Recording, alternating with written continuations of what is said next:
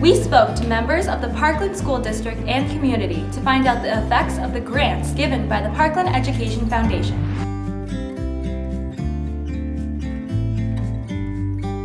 Mobile makerspaces contain equipment that teachers from each school can sign out and utilize. They can sign out one item or multiple items to teach their students about collaboration, critical thinking, creativity, and communication. This will provide teachers with the tools necessary to enhance student-centered learning. What role do you have in the makerspace? So my new role as Tech Integration Specialist is to help support teachers coming up with creative ways to integrate new teaching and learning opportunities inside the classroom for students to become not just engaged in learning, but more invested in the experience. So what is the makerspace? A makerspace can be anything. It can be opportunities for students to code, opportunities for students to tinker, to explore some of the different robots we have and the building materials. And what's been great is the foundation has supported this new transformation of teaching and learning and provided the resources for students to be able to be engaged in these opportunities. So how has the makerspace and its equipment affected the classroom for the students? So that has been new this past year.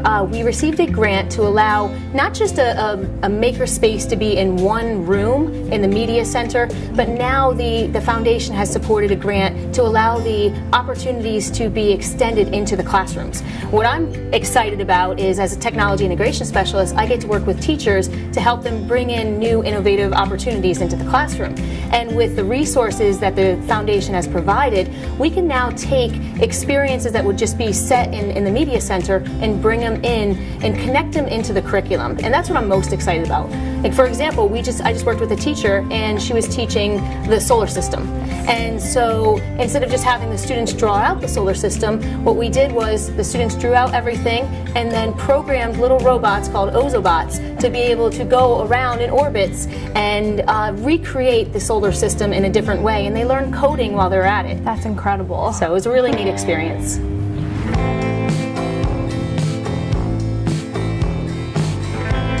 Expo is a group of kids from our school, so it's 6th, 7th, and 8th grade, that come together and they put together like a table of hands-on activities, and they teach the 5th graders coming in from the elementary schools about anything that they choose for their project.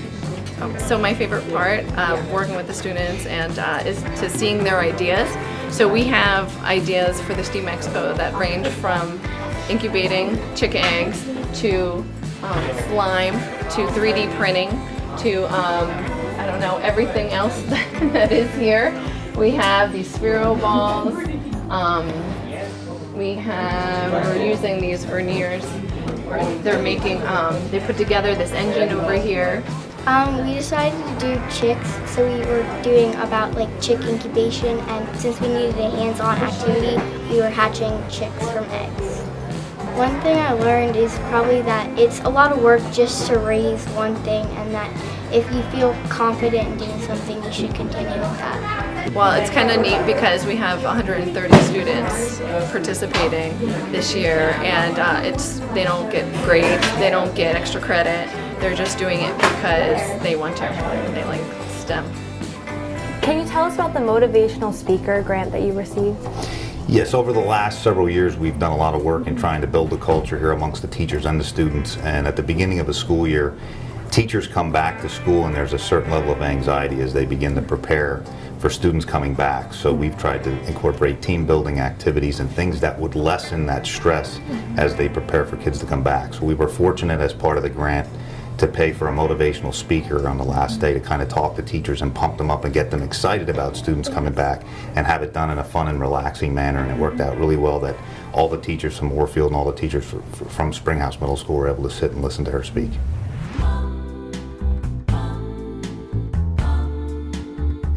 In recent years, an anti-bullying campaign was instituted in the Parkland Middle Schools. Can you tell us about the anti-bullying program here? Of course. So it's a program that we started that really helps students understand what bullying really does. So we try to educate students on the impact of bullying, how it makes other people feel, and really so students understand what is acceptable and what they should do should they encounter these sorts of actions. How has the changes in the school affected the student life here? So students are learning a lot of social emotional skills that help them in school, and hopefully as they move forward in school they attend class chats one time a month and learn things like empathy and compassion. How has the foundation helped foster this program? Well, it's been a really big help for us because to create the activities we needed the resources, we needed the time for teachers to do this. So by us receiving these grants, we've been given time, we've given the great resources to make these activities fun, enjoyable, and really educational for all students.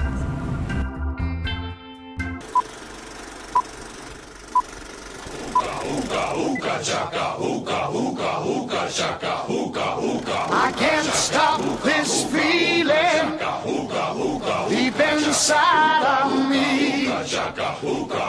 Girl, you just don't realize what you do to me. When you hold me in your arms so tight, you let me know everything's alright. The car is a 1969 MGB Roadster, and I've had it for 30 years. I've had, at my wife's invitation, I've had a for sale sign in the trunk hidden for the last 29 years. And she has convinced me that it's time to get rid of it. So that's why it is being donated to the Education Foundation. Tickets are on sale now. Tickets are $20 a piece or 3 for $50. Buy your tickets now through November 22nd. So ticket sales will go on for quite a while. We're trying to realize as much revenue from this sale as possible. So good luck, and even if you don't win the car, you've contributed to a great cause.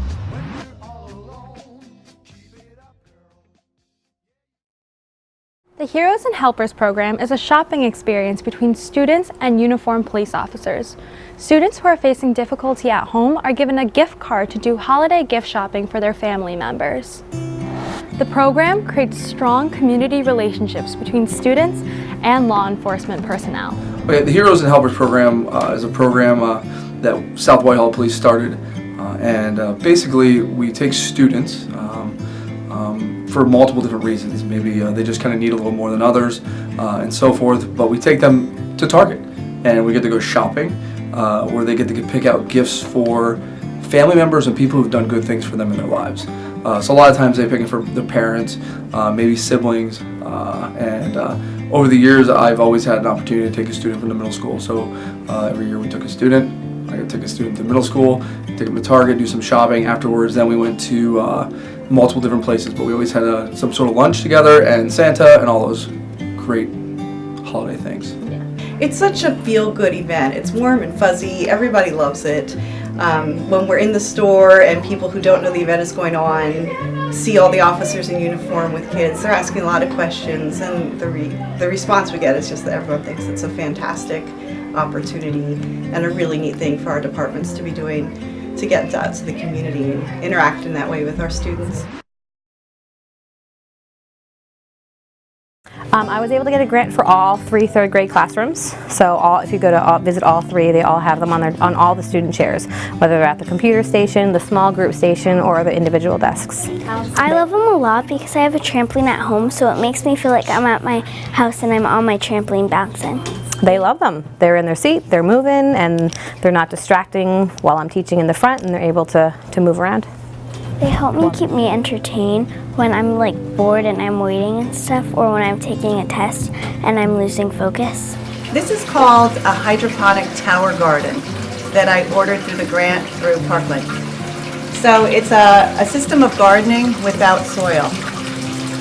I think the most exciting thing is seeing things grow. We'll come in after a weekend of being away or after a holiday, and a tiny little 1-inch plant will be huge, as you see. And the kids will be just in awe of how quickly things can.